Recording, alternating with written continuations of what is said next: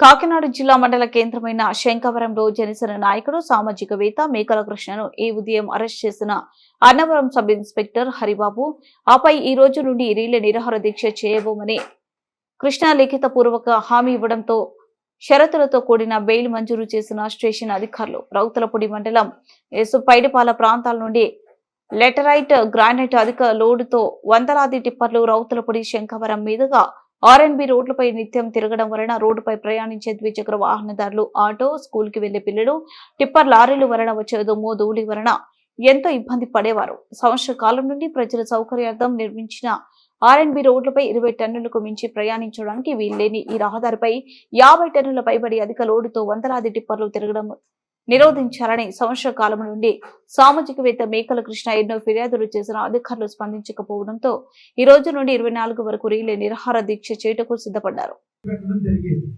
అయితే సంవత్సరం నుంచి నేను ఇలా కాదు మనం రికార్డెడ్ గా వెళ్ళాలి అన్న ఉద్దేశంతో నేను సంవత్సర కాలం నుంచి కూడా ఎంఆర్ఓ దగ్గర నుంచి మొదలు పెట్టుకుని ఆర్ఎండ్బి డిఈ గారు, ఏఈ గారు, ఎంఆర్ఓ గారు, ఎండిఓ గారు, రౌతులపూడి శంకవరం మండలం సంబంధించి అందరికీ కూడా పిటిషన్లు పెట్టడం జరిగింది. వాళ్ళు ఏ చర్య తీసుకోకపోవడంతో మళ్ళీ నేను బేకర్ ఫెడర్ కూడా ఒక పిటిషన్ పెడితే వాళ్ళు ఏం చర్య తీసుకోలేదు.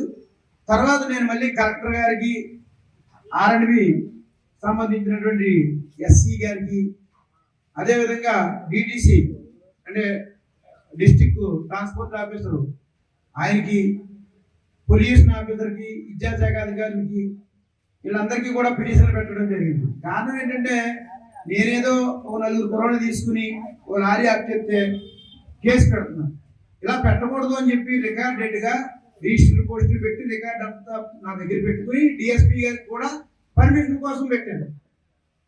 డిఎస్పీ గారు కూడా ఏమన్నారంటే మీ పర్మిషన్ ఇచ్చినట్టండి, మీరు తీసుకున్నారు, కానీ రికార్డెడ్గా ఇవ్వడానికి మీరు పెట్టిన పిటిషన్ వద్దు, నువ్వు నిరాదీక్ష చేయొద్దు అని నేనేం నోటీస్ ఇవ్వలేదు కదా, కాబట్టి నువ్వు నోటీస్ ప్రకారంగా నువ్వు నిరాదీక్ష కూర్చోవచ్చు అని చెప్పారు.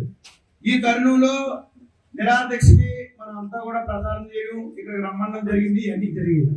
కానీ రాత్రి అనుకోని సంఘటనలో కొంతమంది కుర్రోళ్ళు చేసినటువంటి సంఘటన వల్ల లా అండ్ ఆర్డర్ ప్రాబ్లం వస్తుంది అన్న ఉద్దేశంతో నన్ను తీసుకెళ్ళడం జరిగింది. అక్కడికి వెళ్ళిన తర్వాత నాకు సంబంధించిన ప్లేడర్లు, నాకు సంబంధించిన పై ఆఫీసర్లు కూడా వచ్చి ఎస్ఐ గారితో, సిఐ గారితో, డిఎస్పీ గారితో వాళ్ళు మాట్లాడడం, కృష్ణకి మీరు పర్మిట్ ఇచ్చి మళ్ళీ అరెస్ట్ ఎంతవరకు వస్తుందని చెప్పడం జరిగింది. కానీ రాత్రి జరిగిన సంఘటన గురించి ఇప్పుడు కూడా జరుగుతుంది. ఇప్పుడు జరిగితే ఎవరి చేతిలో ఉంటుంది? ఇంతమంది ప్రజలు వచ్చారు, ఎవరో ఒకరు లారీ బద్దలు కొడతారు, లేకపోతే బస్సు బద్దలు కొడతారు, ప్రజల్ని ఇబ్బంది పెడతారన్న ఉద్దేశంతోనే మేము మా అదుపులోకి తీసుకున్నాం అని చెప్పడం జరిగింది. ఇలాగా రాత్రి ఆపరేట్ లారీ రావడం అంటే నేను ఎప్పుడూ ఆపుతుంది. వాళ్ళందరితో పాటు నా మీద కేసు పెట్టి, వాళ్ళ మీద కేసు పెట్టి, రాత్రికి కూడా కేసు పెట్టడానికి సిద్ధంగా ఉన్నారు వాళ్ళు. కానీ నేను కేసు పెట్టొద్దండి, అదేదో కుర్రోళ్ళు బండి గురించి ఒక ఉద్దేశంతోనే చేశారు తప్ప ప్రజలను ఇబ్బంది పెట్టాలో అని కాదు.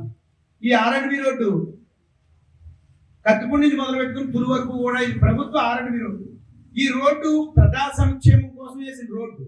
ఈ రోడ్డు పైన ప్రజలు ఇల్లు కట్టుకుంటే 40 mm మెటల్ తెచ్చుకోవచ్చు, ఇటుక తెచ్చుకోవచ్చు, కంకర తోలుకోవచ్చు.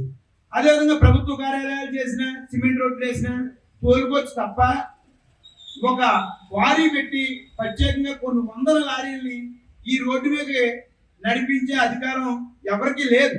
కానీ ఇక్కడ ఉన్నటువంటి స్థానిక నాయకుల వల్ల వాళ్ళందరూ కూడా పొల్యూటెడ్ అయిపోవడం వల్ల వాళ్ళ ఇష్టం వచ్చినట్టు రావడం జరిగింది.